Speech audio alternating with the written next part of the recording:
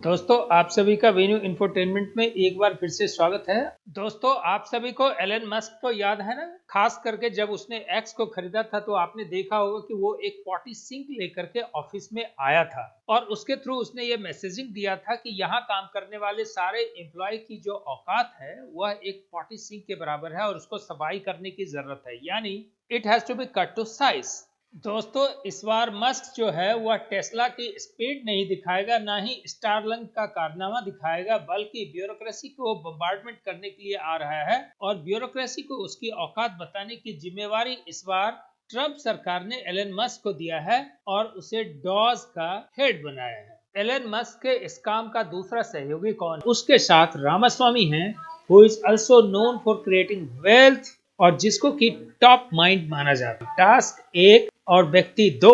आइए जानते हैं कि ये डॉज क्या है। डोनाल्ड ट्रंप ने एक मिनिस्ट्री से स्थापित किया है, डिपार्टमेंट ऑफ गवर्नमेंट एफिशिएंसी। यह डिपार्टमेंट क्या करेगी? इसका मैंडेट बहुत खतरनाक है, जो कि 4 जुलाई 2026 तक अपनी रिपोर्ट सबमिट करेगी और ये एक स्ट्रिक्ट डेडलाइन में रिपोर्ट सबमिट करना है, जो कि इसको सबसे खतरनाक बनाता है। मुख्य रूप से 4 मैंडेट दी गई हैं। वो मैंडेट क्या है और वह कैसे अमूलचूल परिवर्तन उस ब्यूरोक्रेसी में लाएगा? तो 4 मैंडेट क्या क्या है? स्लैशिंग ब्यूरोक्रेसी, सेकंड है वेस्टफुल एक्सपेंडिचर का रिडक्शन करना, तीसरा है फेडरल एजेंसी के एफिशिएंसी को बढ़ाना और इसे रीस्ट्रक्चर करना, और जो चौथा मैंने बताया कि रीस्ट्रक्चरिंग ऑफ लॉ, यानी कि अकारण जितने कानून हैं उसके साइज को छोटा करना ताकि गवर्नमेंट आसानी से काम कर सके। यह कोई आसान बात नहीं है, क्योंकि एक कानून काफी लंबे समय में बन करके स्टैट्यूटरी बॉडी बनती है और स्टैट्यूट का हिस्सा बनता है।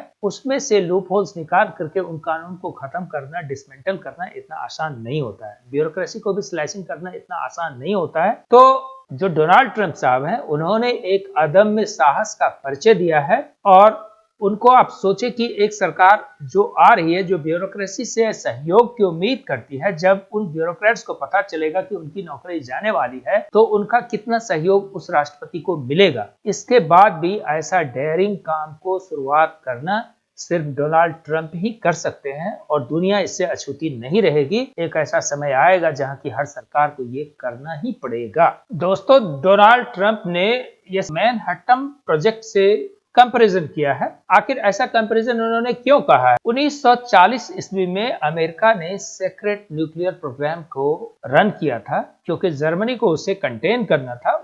हिटलर के बढ़ते शक्ति को उन्हें रोकना था, उसकी ताकत को चैलेंज करना था। दोस्तों उस समय वहां के वैज्ञानिकों ने इस प्रोजेक्ट को स्ट्रिक्ट डेडलाइन पे डिलीवर किया था। यही इसकी सबसे बड़ी ब्यूटी थी और डॉज को भी इसी ब्यूटी के साथ काम करना है और अमेरिका के लिए एक फ्यूचरिस्टिक डिसीजन होगा, क्योंकि अमेरिका एक रोल मॉडल ही नहीं होगा, बल्कि जो नेक्स्ट इकोनॉमिक सिस्टम और या जो एक पावर स्ट्रक्चर क्रिएट होगा और जिसको कि अमेरिका एक तरह से कंट्रोल करने की कोशिश करेगा, वहां पे सारी दुनिया पे वह यह दबाव डालेगा कि अपने यहाँ के ब्यूरोक्रेसी को डी ब्यूरोक्रेटाइज करो और उसके एक्सपेंसेस को कम करो। और अगर ऐसा आप नहीं करते हैं तो वर्ल्ड बैंक और IMF, जो कि अपनी शर्तों को खास करके कड़े शर्तों को लगाने के लिए जाना जाता है, उसकी चाबुक आप पर चलेगी। अमेरिका एक दुनिया को मैसेजिंग कर रहा है। डीब्यूरोक्रेटाइजेशन का प्रोसेस काफी पहले भी, अगर आपको याद हो, मनमोहन सिंह के टाइम में भी विश्व बैंक के दबाव में किया गया था, IMF के दबाव में किया गया था और मोदी सरकार में भी आपने देखा होगा कि लेटरल एंट्री लाई गई थी, यानी कि ब्यूरोक्रेसी को कट टू साइज करने की कोशिश की गई थी। तो दोस्तों आने वाले समय में आप चाहे किसी भी कंट्री में रह रहे हो, डॉज के इम्पैक्ट से आप अछूते नहीं रहेंगे और यह एक इस तरह का बम्बार्डमेंट होगा कि पूरी की पूरी ब्यूरोक्रेसी जो है वो 336 डिग्री घूम जाएगी और उसका शक्ल जो होगा वह बिल्कुल ही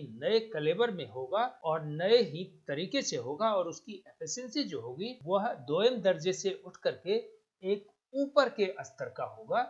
इसका प्रयास डोनाल्ड ट्रंप कर रहे हैं। उम्मीद करते हैं कि आपको ये कंटेंट काफी अच्छा लगा होगा और आप समझ पाए होंगे कि ये जो पूरा प्रोसेस शुरू हुआ है इसका इम्पैक्ट क्या होगा। अगर ये कंटेंट अच्छा लगा हो तो हमारे चैनल को सब्सक्राइब करना ना भूलें और अपने दोस्तों के साथ शेयर करने से कतई गुरेज ना करें। थैंक यू, धन्यवाद, सत श्री अकाल।